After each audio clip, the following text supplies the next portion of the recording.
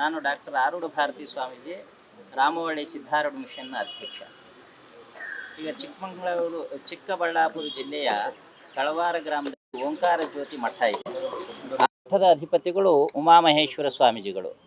ಈ ತಿಂಗಳ 10ನೇ ತಾರೀಕು ಸ್ವಾಮೀಜಿಗಳವರ ಹುಟ್ಟುಹಬ್ಬ ಇತ್ತು. ನಾವೆಲ್ಲ ಅವರಿಗೆ ಶುಭಾಶಯ ಹೇಳಲಿಕ್ಕೆ ಸೇರಿದ್ದೆವು. ಇದ್ದಕ್ಕಿದ್ದಂತೆ ಸುಮಾರು 100ರಿಂದ 150 ಜನರು ದಾಳಿ ಮಾಡಿ ಸ್ವಾಮೀಜಿಗಳ ಮೇಲೆ ಹಲ್ಲೆ ಮಾಡಿ, ಈಗ ಮಹಿಳೆಯರ ಅಕ್ಕನವರ ಮೇಲೆ ಕೂಡ ಅವಾಚ್ಯ ಶಬ್ದದಿಂದ ನಿಂದಿಸಿ, ನಮ್ಮೆಲ್ಲರನ್ನು ಕೂಡ ನಿಂದಿಸಿ, ಒತ್ತಾಯಪೂರ್ವಕವಾಗಿ ಅವರ ಹೆಬ್ಬೆಟ್ಟಿನ ಸಹಿಯನ್ನು ತಗೊಂಡು ಏನೇನೋ ಬರೆಸ್ಕೊಂಡಿದ್ದಾರೆ. ಅಂದರೆ ಇದರ ಉದ್ದೇಶ ಏನು ಅಂದರೆ, ಈ ಮಠಕ್ಕೆ 2 ಎಕರೆ 12 ಗುಂಟೆ ಜಮೀನಿದೆ. ಇದು ಬೆಲೆ ಬಾಳ್ತಕ್ಕಂಥದ್ದು.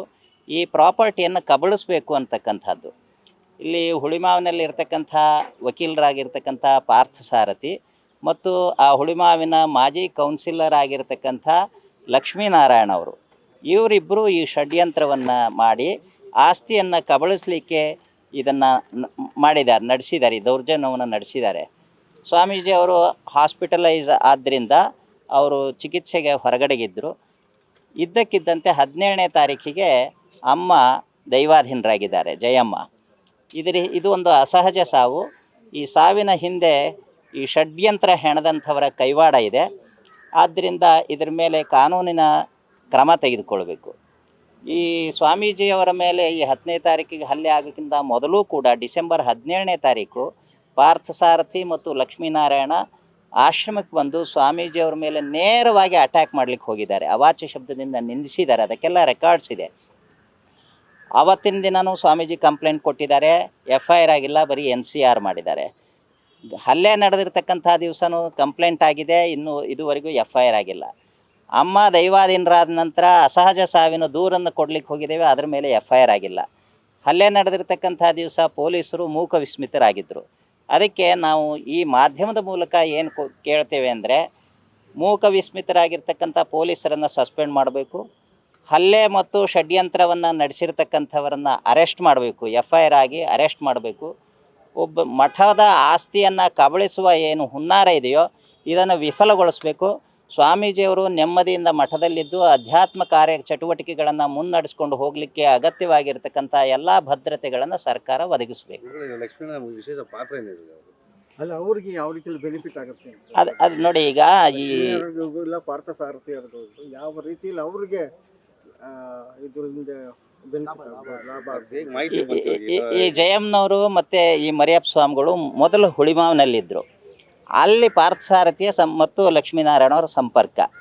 ಜಯಮ್ಮನವರು ಇನ್ನೊಂದು ಪ್ರಾಪರ್ಟಿ ಹುಳಿಮಾವಿನಲ್ಲಿತ್ತು. ಆ ಪ್ರಾಪರ್ಟಿಯನ್ನು ಲಕ್ಷ್ಮೀನಾರಾಯಣ ಅವರು ತೊಗೊಂಡಿದ್ದಾರೆ. ಸರಿಸುಮಾರು 10-15 ಕೋಟಿ ರೂಪಾಯಿ ಬೆಲೆ ಬಾಳತಕ್ಕಂಥ ಆಸ್ತಿ ಅದು. ಆದರೆ ಈ ಹಣ ಅಮ್ಮನವರಿಗೆ ಸಿಕ್ಕಿಲ್ಲ.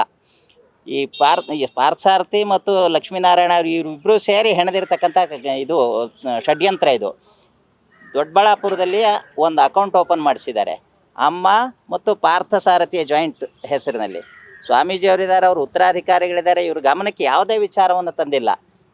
ಆಗ ಜಾಯಿಂಟ್ ಅಕೌಂಟ್ ಓಪನ್ ಮಾಡಿ ಅದರಲ್ಲಿ ಎಷ್ಟು ಹಣ ಇಟ್ಟಿದ್ದಾರೆ, ಈ ಅಕೌಂಟ್ ನಂಬರ್ ಏನು ಅನ್ನೋದು ಸ್ವಾಮೀಜಿಗೆ ಮಾಹಿತಿ ಇಲ್ಲ. ಇವ್ರನ್ನ ಕಗ್ಗತ್ತಲೆಯಲ್ಲಿ ಇಟ್ಬಿಟ್ಟು ಆ ಹಣವನ್ನು ತಲುಪಿಸಿಲ್ಲ. ಸ್ವಾಮೀಜಿಯವರು ಒಂದು ದಿವಸ ಪ್ರಸ್ತಾಪ ಮಾಡಿದ್ದಾರೆ ಹಣಕಾಸಿನ ವಿಷಯಕ್ಕೆ. ಇವರಿದ್ದರೆ ನಮ್ಮ ಹಣಕಾಸಿಗೆ ಮುಳುವಾಗ್ತದೆ, ಈಗಾಗಲೇ ಹಣ ನುಂಗಿದ್ದಾರೆ, ಇನ್ನಷ್ಟು ಹಣ ಚೆಲ್ಲಿ ಈ ರಕ್ತ ಸಂಬಂಧಿಕರನ್ನ ಎತ್ತುಕಟ್ಟಿ ದಾಳಿ ಮಾಡಿ ಸ್ವಾಮೀಜಿಯವ್ರನ್ನ ದೂರಕ್ಕೆ ತಳ್ಳಿಬಿಟ್ರೆ ಆಸ್ತಿಯನ್ನು ಕಬಳಿಸ್ಬೋದು. ಆ ಹುಳಿಮಾವಿನ ಆಸ್ತಿ ಮೇಲೆ ಏನಾದರೂ ಕೇಸು ಏನಾದರೂ ಹಾಕಿದ್ರ ಜಯಮ್ಮ ಅವರು? ಇಲ್ಲ ಅನ್ಸುತ್ತೆ, ಇಲ್ಲ ಕೇಸ್ ಇಲ್ಲ. ಪಾಪ ಬಂದಿಲ್ಲ, ದುಡ್ಡಿಲ್ಲ ಬಂದಿಲ್ಲ. ದ್ವೇಷದಲ್ಲಿ ಏನಾದರೂ ಇದಕ್ಕೆ ಮಾಡಿರಬಹುದಾ? ಯಾರ ಮೇಲೆ? ಲಕ್ಷ್ಮೀನಾರಾಯಣ ಅವರು ಅಂತ. ಅದೇನೇ, ಈ ಸ್ವಾಮೀಜಿಗಳ ಹಣಕಾಸು ಕೇಳ್ತಾರೆ, ಹಣ ಕೊಡಬೇಕಾಗ್ತದೆ ಅನ್ನುವಂಥದ್ದು ದ್ವೇಷ, ಸ್ವಾಮಿಗಳ ವಿರುದ್ಧ ದ್ವೇಷ. ಈ ಲಕ್ಷ್ಮೀನಾರಾಯಣ ಬಂದು ಹೋಗಿ ಮಾಡ್ತಾ ಇದ್ರ ಆಶ್ರಮ? ಬಂದು ಹೋಗಿ ಮಾಡ್ತಿದ್ರು. ಸ್ವಾಮೀಜಿಗಳ ಮೇಲೆ ನೇರವಾಗಿ ಅವಾಚ್ಯ ಶಬ್ದದಿಂದ ನಿಂದನೆ ಮಾಡಿ ಹೊಡಿಲಿಕ್ಕೆ ಹೋಗಿದ್ದಾರೆ ಲಕ್ಷ್ಮೀನಾರಾಯಣ ಅವರು. ನಾನು ಕೇಳಿದೆ ಅವರೊಬ್ಬರು ರೌಡಿ ಶೀಟರ್ನಲ್ಲಿ ಇದ್ದಾರೆ ಅಂತ. ಇದೇ ನನಗೂ ಪಕ್ಕ ಮಾಹಿತಿ ಇಲ್ಲ, ಒಟ್ಟು ರೌಡಿ ಶೀಟರ್ನಲ್ಲಿ ಅವ್ರ ಹೆಸರಿದೆ ಅಂತ ಹೇಳ್ತಿದ್ದಾರೆ. ಸರಿ. ಒಟ್ಟಾರೆ ಆಸ್ತಿ ಕಬಳಿಸ್ತಕ್ಕಂಥ ಹುನ್ನಾರ ಇದು.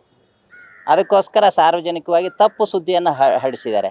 ಆಸ್ತಿಯನ್ನು ಸ್ವಾಮೀಜಿಯವರು ತಮ್ಮ ವೈಯಕ್ತಿಕ ಹೆಸರಲ್ಲಿ ಮಾಡ್ಕೊಂಡಿದ್ದಾರೆ ಅಂತ. ನಿಮ್ಮ ಹತ್ರ ಎಲ್ಲ ದಾಖಲೆಗಳಿವೆ, ದಾಖಲೆಯನ್ನು ಸ್ಪಷ್ಟವಾಗಿ ನೋಡಿ.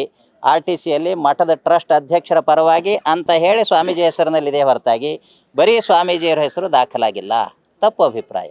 ಲಕ್ಷ್ಮೀನಾರಾಯಣ ಏನಾದ್ರು ರಾಜಕೀಯದ್ದೇನಾದ್ರೂ ಒಂದು ಉಪಯೋಗಿಸ್ಕೊತಾ ಇದ್ದಾರೆ? ಹೌದು, ರಾಜಕೀಯ ಹಣ ಇದೆಯಲ್ಲ, ಕೋಟಿಗಟ್ಟಲೆ ಹಣ ಇರುವಾಗ ಬಿಟ್ಟಿ ಹಣ, ಅದು ಕೊಡಬೇಕಾದ ಹಣ ತನ್ನ ಹತ್ರ ಇದೆ, ಅದು ಹಣ ಚೆಲ್ಲಿಬಿಟ್ಟು ಇದನ್ನೆಲ್ಲ ಮಾಡಿಸ್ತಾ ಇದ್ದಾರೆ. ಹಣ ಏನು ಬೇಕಾದರೂ ಮಾಡ್ತದಲ್ಲ ಈಗಿನ ಕಾಲದಲ್ಲಿ. ಹಣ ಅಧಿಕಾರ ಎರಡಿದ್ರೆ ಸಾಕು.